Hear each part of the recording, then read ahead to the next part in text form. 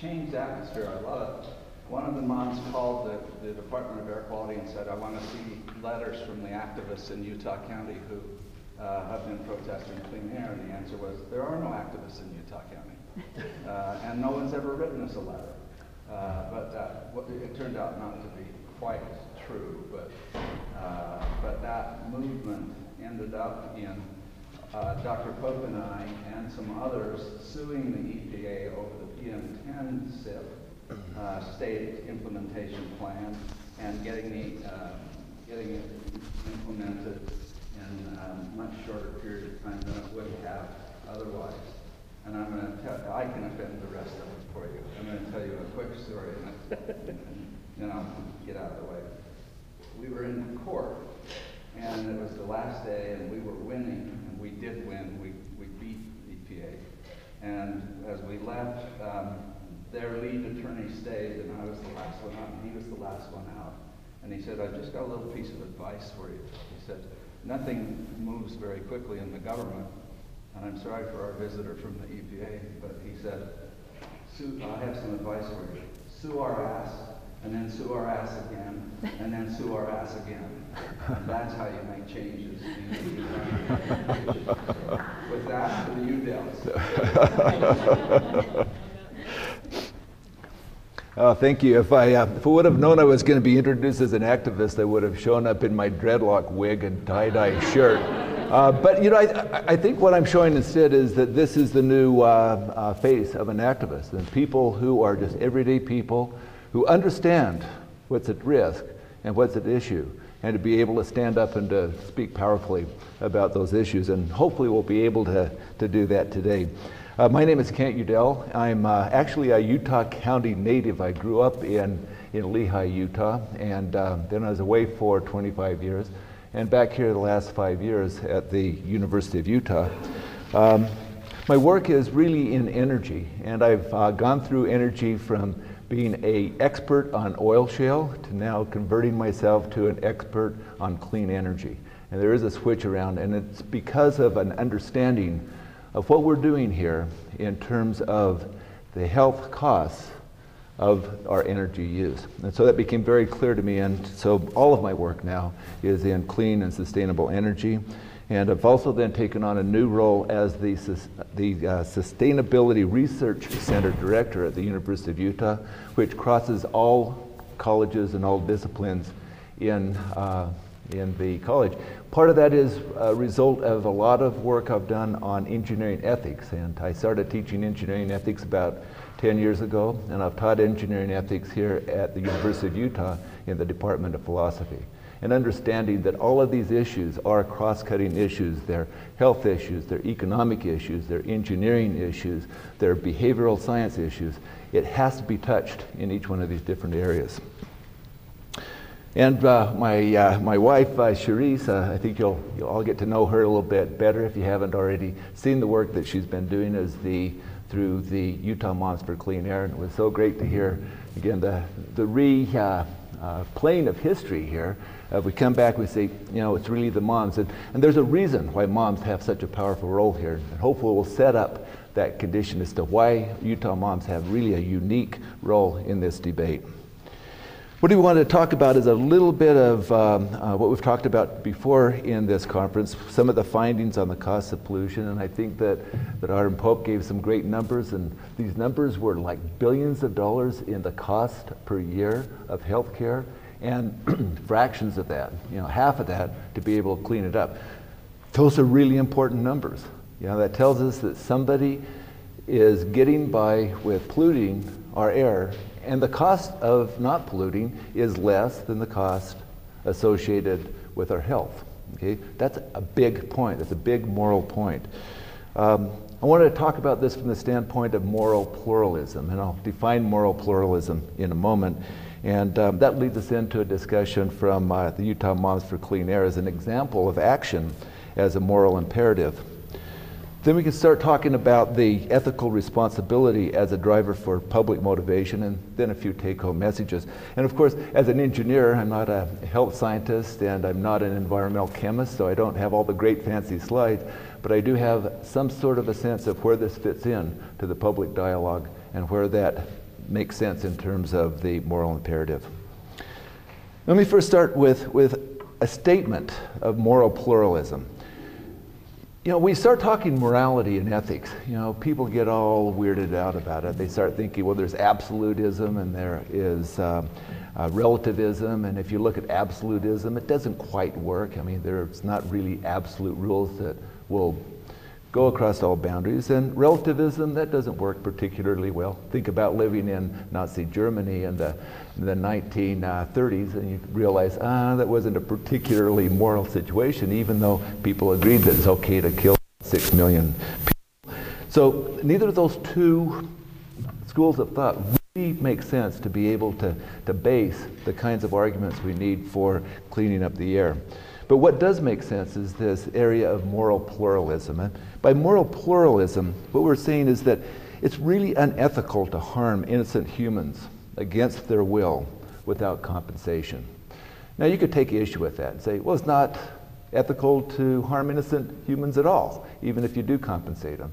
But at least if you do compensate them, you know, there is a basis for that. A lot of the fines that we have from EPA, it goes to that basis, that if there has been some sort of an injury, fine, have those fines come back to fix the problem. And what we're looking for is a fixing of the problem, you know, so the compensation. And of course we can harm guilty humans, you know, we put people in prison and we punish our children, that's clear. But nobody's going to disagree with the statement that it is unethical to harm innocent humans against their will without compensation. And so when we start thinking about that, we start thinking about this idea of externalization, an externalization of costs of air pollution. And we'll outline some of the examples of that in a moment. But the externalization of costs of air pollution is really equivalent to harming innocent humans against their will without compensation. Now, there are people that are suffering, you know, major health problems because of our air pollution. Where does that air pollution come from? Well, partially from us, you know, driving our cars, heating our homes, fertilizing our lawns, all kinds of places that we can see that we have some role in it. But we also see a role in other entities who are producing a lot of air pollution, and they have a choice. They can either produce that pollution or put in best available technology to keep that air pollution down.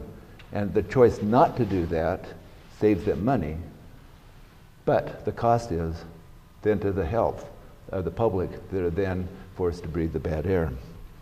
So in a way, if you think about a solution, how do we get around this? How do we reframe the conversation? And probably the easiest way of doing that is to say, well, let's just externalize the costs. What's that? I mean, internalize those externalized costs. You know, that maybe I should be paying a little bit more for my gasoline when I show up at the pump station, because burning that gasoline is going to impose an externalized cost on the people that are going to breathe the exhaust from my car. And is that a fair statement? Is that a fair direction to go? And what we'd like to do is to say, well, yeah, that is fair. That is fair. That is really what it costs. That's what we should be paying for our different uses of energy or infrastructure that produces air pollution. Okay, and so one example of thinking of this, you know, an example of that I'm really worried about is sustainability. And when we think about sustainability, sustainability essentially means that we're going to meet the needs of our current generation without compromising the needs and the ability of future generations to meet their needs and aspirations.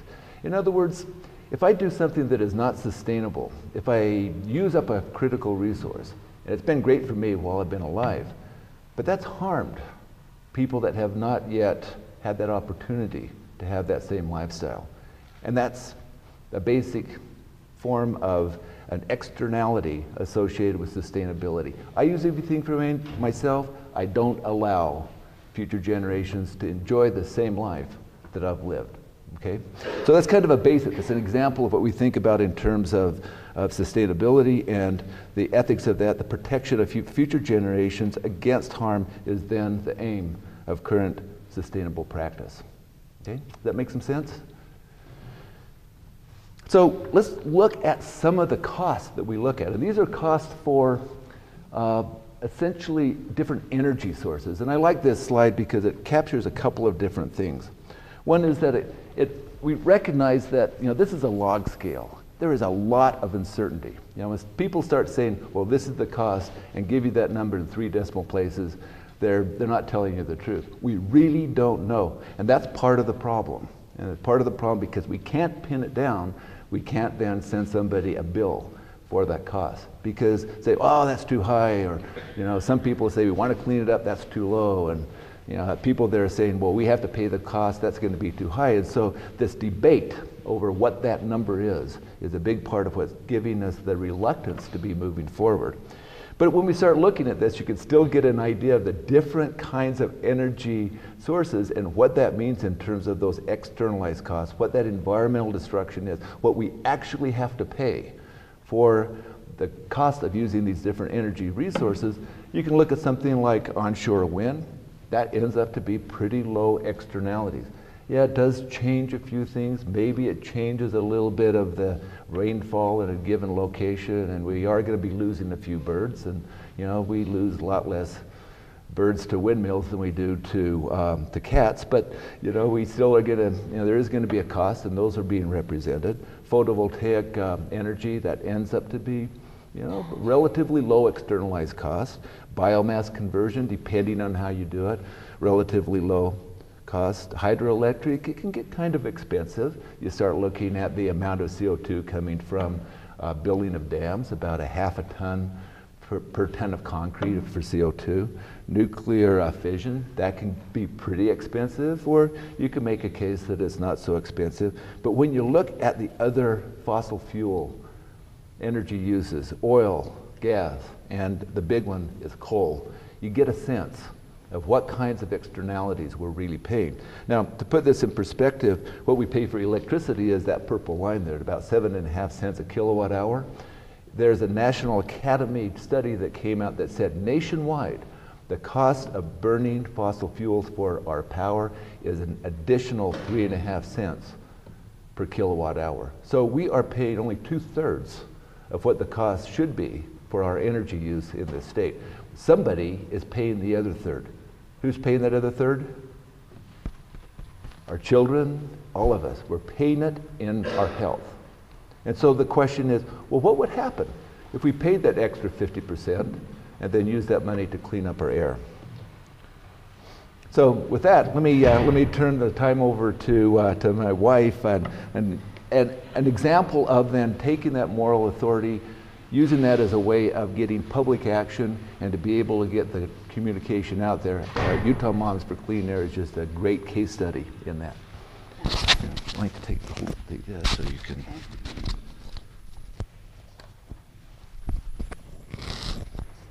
Although you might be back on again, or you will be, yeah. Okay, I'll snuggle. Okay, so hi there. So as I was introduced, I'm the founder of Utah Moms for Clean Air, and I started this organization with a group of women, some of which are here now today, in response actually in large part to Dr. Brian Minch, who had an op-ed in the paper back in 2007 in reference to the bad inversion we had that winter, where we had, I don't know if you remember, in 2007 we had about a month-long inversion where the air tasted like gunpowder and metal. You couldn't see very far. We had just moved here from the Bay Area. I'd never experienced an inversion before, and I remember saying, what is this? You know, what is this pea soup that we're looking at? And as a mother, I had a gut instinct that I was locking my children in a windowless room full of chain smokers. And sure enough, that mother gut instinct, just like those mothers down in Geneva Steel that had a gut instinct that the plant was harming their children, my gut instinct was confirmed by this editorial that Brian had written that had said that our children growing up here along the Wasatch Front will not ever develop full lung capacity likely.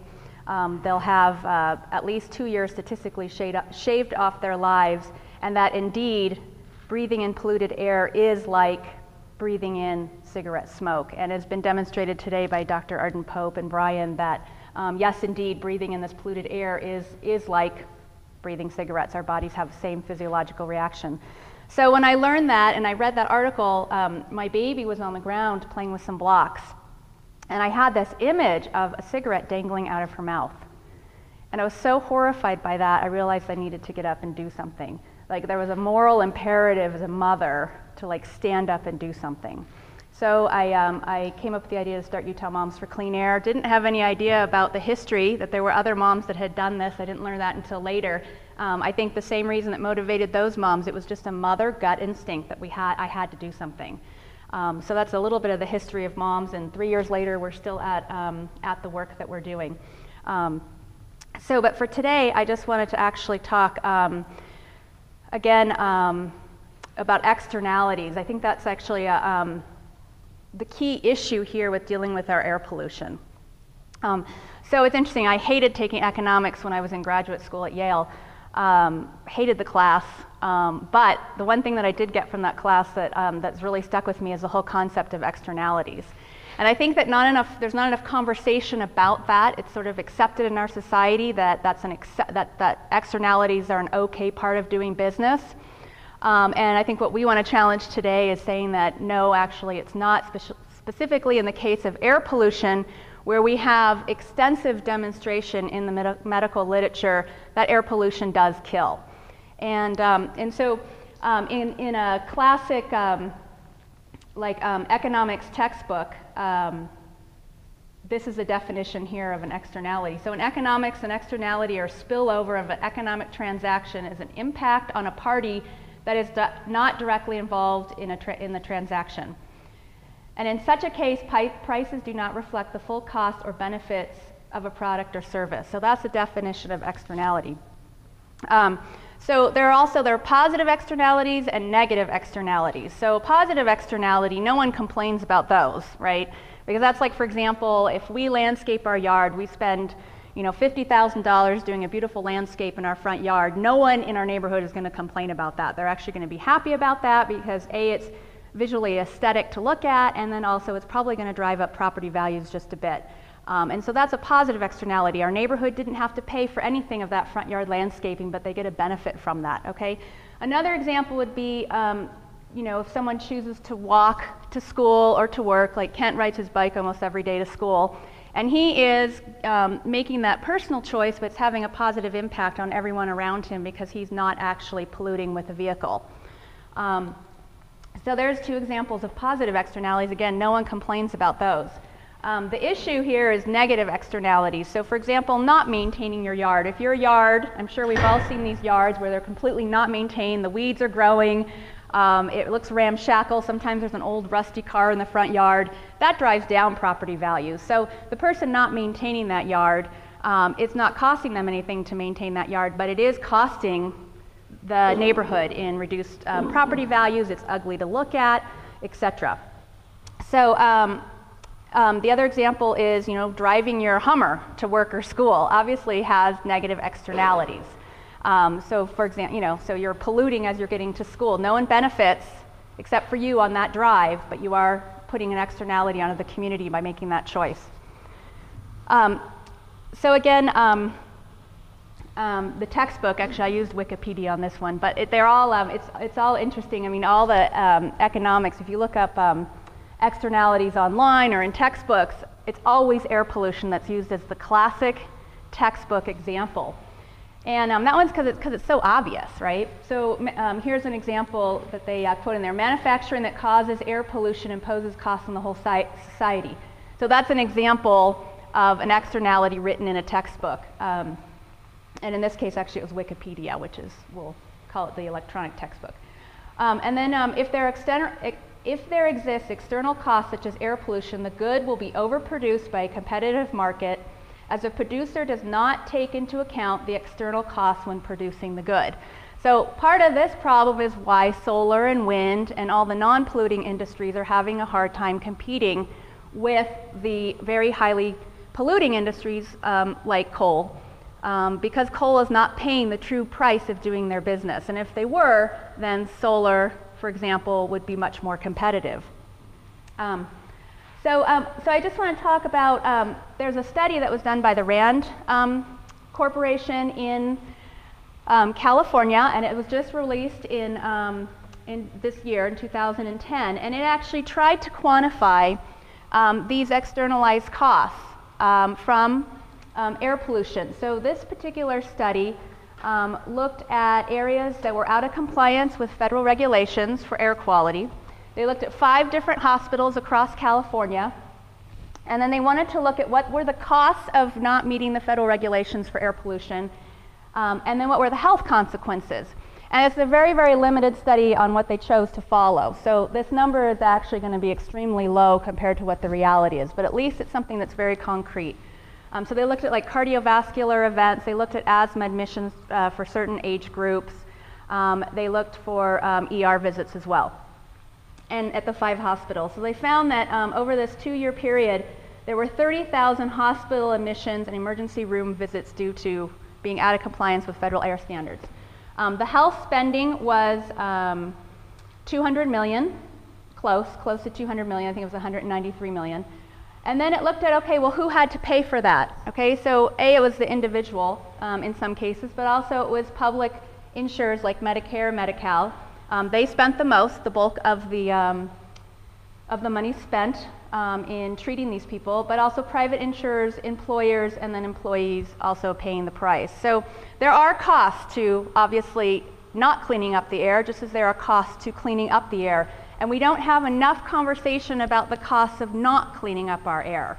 And part of the reason, I think, is that industry has been very successful at telling us how expensive it's going to be to clean up the air. What they don't tell you is it's going to be expensive for them, not expensive for you. What's going to be expensive for you is not cleaning up the air, because you're going to lose your dad prematurely from a heart attack. You might lose a baby from SIDS. Okay? You might be that mama, and I've talked to moms that this has happened. They go in and they find their baby dead, and it happens to be a red air day. So the people that are going to have, that's one of the conversations we need to be having is, okay, we need to clean up this air pollution, who's paying for it? And if we don't clean it up, who's paying for it? There's not enough of that conversation going on. So I have some very serious problems with the externalities of air pollution. First off, foremost, it's cheating. Okay, like Kennecott over there, their parent company, Rio Tinto, made $5 billion in profit last year. $5 billion in profit. Don't tell me they don't have the money to put the best available technology on their plant. Okay, they obviously have the money to do it. Don't tell me they don't have the money to convert to natural gas, that it's too expensive. It might be too expensive for them and their shareholders, but it's too expensive for us if they don't. And that conversation is not happening. So it's cheating. They're cheating. They're increasing their profits at our expense. Okay? So any form of pollution is in essence a cheating. That's what an externality is in some degree. So again, with air pollution, profits are being made at the expense of the health of the public. Okay? We've heard today numerous medical studies that show, again, over and over and over again, people die from exposure to air pollution. People get sick from exposure to air pollution. Personally, as a mother, 2 small children, I find that to be unacceptable, and it needs to change.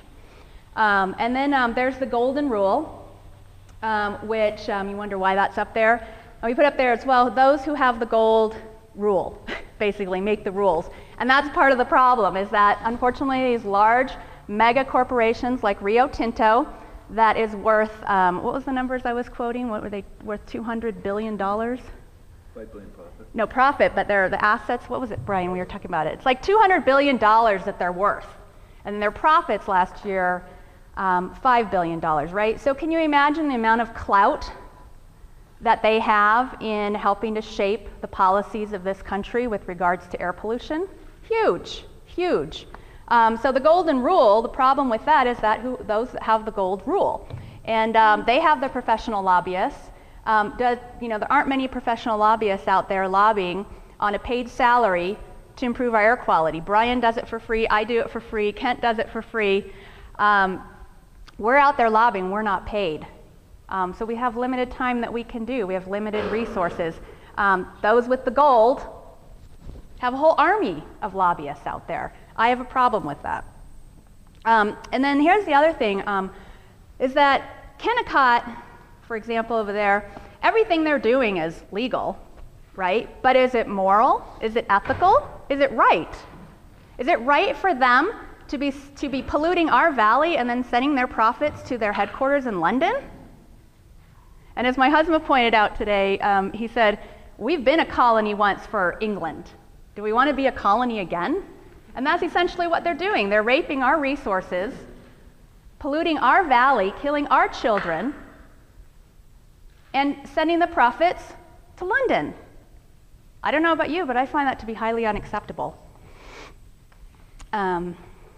Okay, so you want to take over from here? Or we're going to go. So this next section is, so we sort of talked about the moral implications of externalities, specifically air pollution. And then, of course, then we sat up here and beat our drum. We need to now talk about some solutions.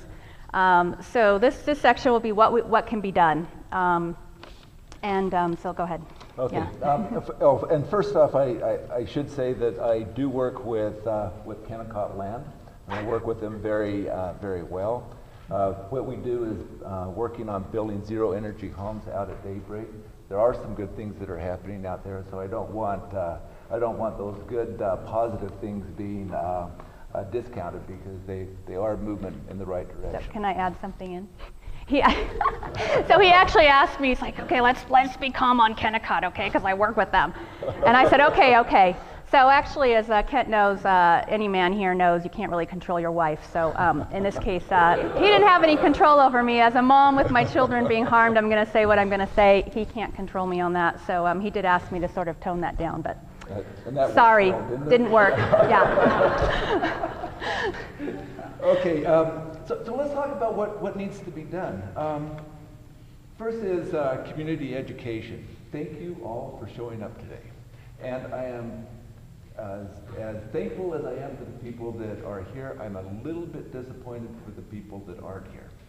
Where are the legislators? Where are the policymakers? Where are the people that are going to be taking this information and doing something positive with it? And I'm not sure any legislators here. Any elected officials? Yeah, kind of. Great. Good job. Woo! Thank you for coming, and we'll make sure that people know that you're here and vote positive when you come up for re-election, which is then the other part of it is that elected officials really need to be held accountable for their role in air quality. If they do nothing, yeah. They are saying that we are okay with air pollution as it is now. And if they don't want to be listed as being in that category, then they need to take action, put together some regulations, and put together some legislation that moves us in the direction towards clean air. And some good things are happening.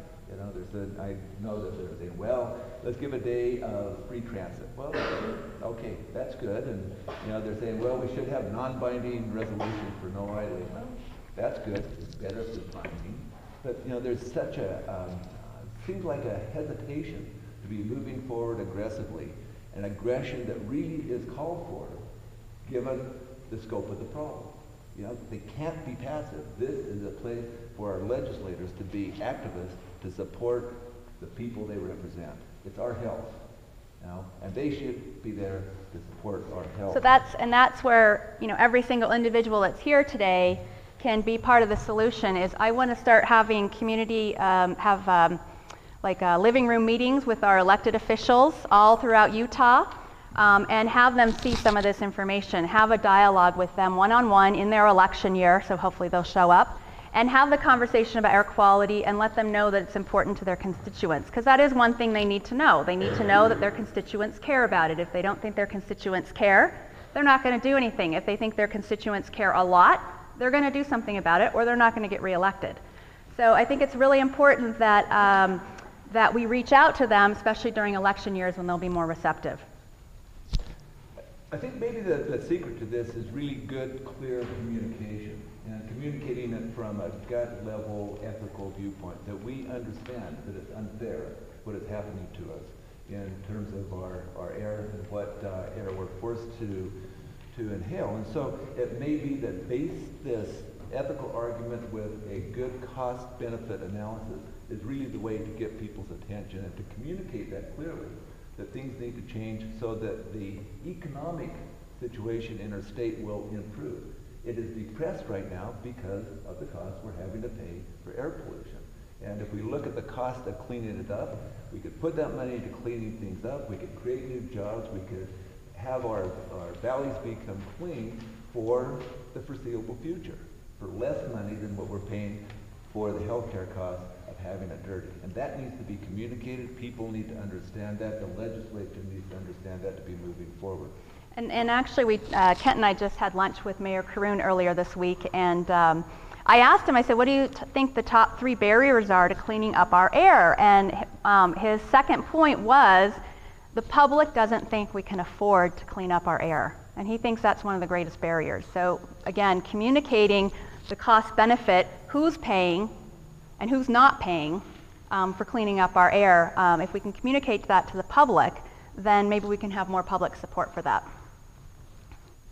There are some things we can do.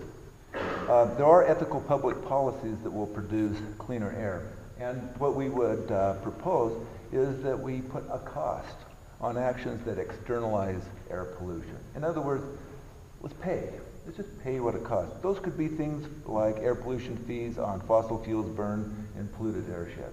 You know, wouldn't it make sense to have some fee on gasoline and diesel that's sold in these valleys during the inversion season?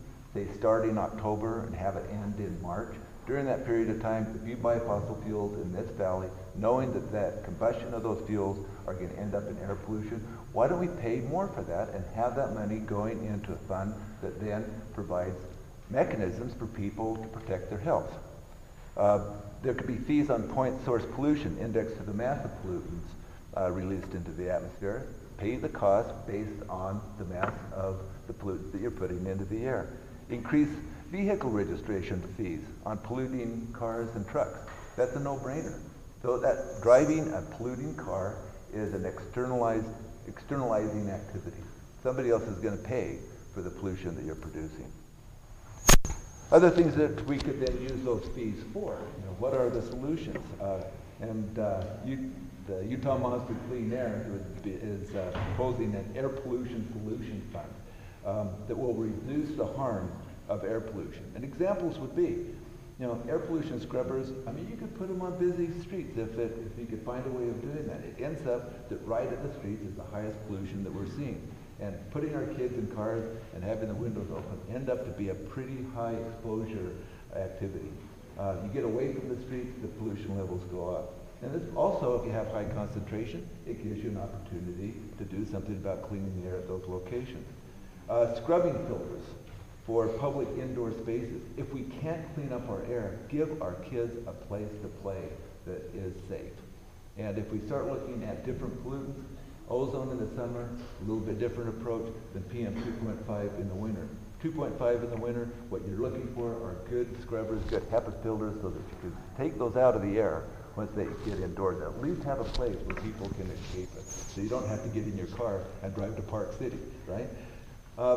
You know, we should have additional air police to identify polluters. I mean, where is it all coming from? Can we find individual places and to be able to make sure that those places that are polluting are actually paying the cost of that pollution and having that money going back into our air pollution solution fund? Jim Cummings, what he said about well, my good contact at EPA talks about windshield inspectors. Windshield inspectors, what's that? Well, people who are the inspectors that just drive around looking for black smoke. That's how they do inspections. And if because it's they white can't smoke, afford to that do. might be okay. If it's black smoke, that might be bad.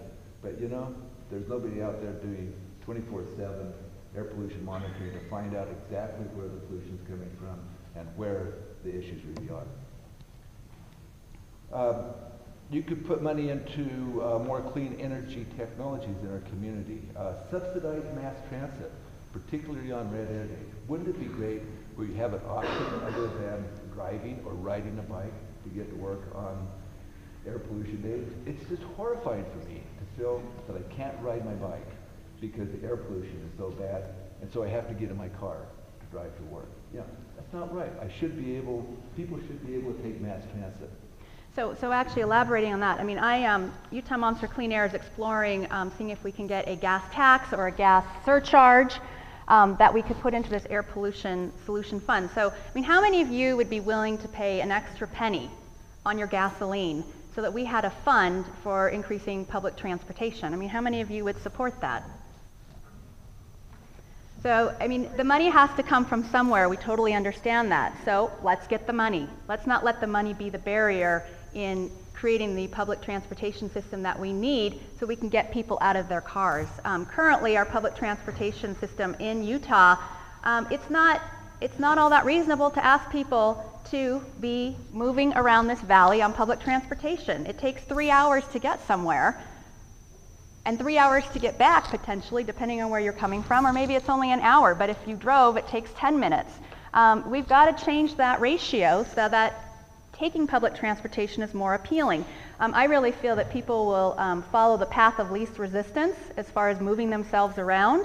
You know, if you're in Washington, D.C., you definitely don't want to have a car there. I don't know how many of you have spent time in D.C., but the mass transit system there is fabulous. Everyone takes it. It's super quick.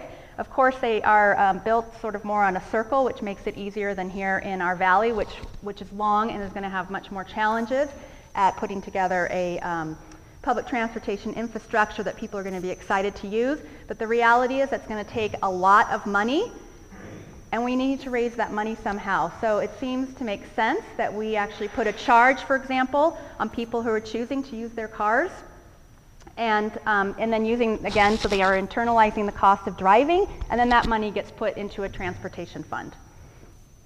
One thing we find in California is that we have gasoline vapor return systems in all of our gas pumps. And, you know, listening to Jaron talking about the effect of gasoline and gasoline spill, when you put gasoline in your tank, the vapors that are in that tank come back out.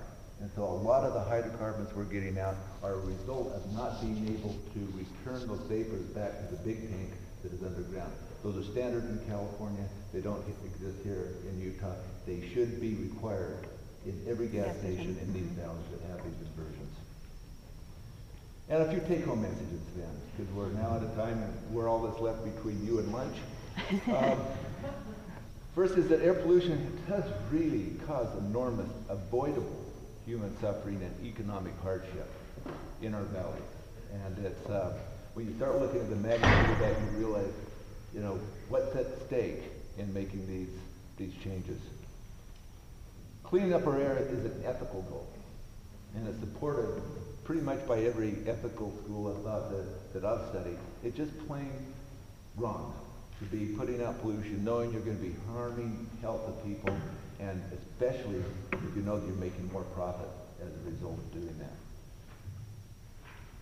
Internalizing the cost of air pollution with revenues applied to protection of human health. It's fair, and I think it's a saleable approach to solving the problem. Get the information out there, let people know, especially in Utah. We're good people here. You know, we're good, fair people, and we understand when we're doing something wrong. And we ought to take that, move to the legislature and say, we have to fix this. This is not right. We need to make those corrections. And kind of last, you know, we can't solve the problems by using the same kind of thinking we used when we created them. And so are we going to be using more fossil fuels to be able to get our way out of this problem? And the answer is no. We need to make a turn, start looking at other alternatives, look for different ways of getting our energy and our transportation, and look for ways of cutting down the sources of pollution that we're all now being unfortunately subjected to. So with that, I guess we'll end. Yeah, so I just wanted to say with all of the efforts of all of the people here in this room, I actually have confidence that this valley is going to get cleaned up. And that's it. Okay.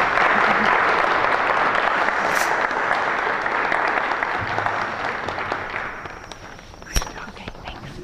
Whoa, whoops. You probably want this. I almost walked off with it, yeah.